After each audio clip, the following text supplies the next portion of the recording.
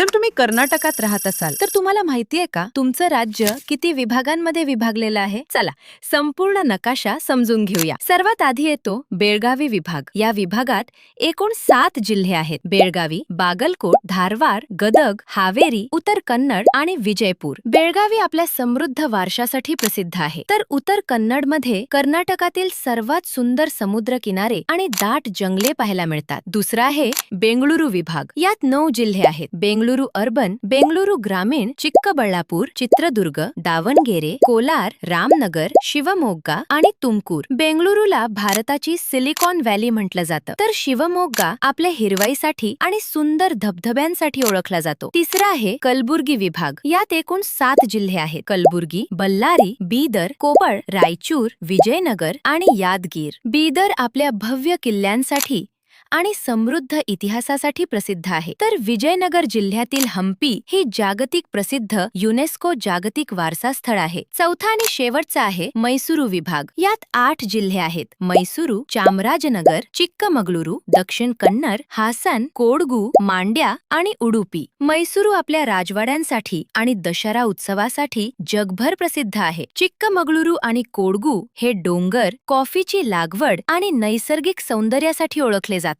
तर उडुपी आपल्या मंदिरांसाठी आणि चविष्ट खाद्यपदार्थांसाठी खूप प्रसिद्ध आहे. आता कमेंट करून सांगा तुमचा जिल्हा कोणता आहे आणि तिथली सर्वात प्रसिद्ध गोष्ट कोणती. व्हिडिओ आवडला असेल तर चॅनलला सबस्क्राईब करायला विसरू नका.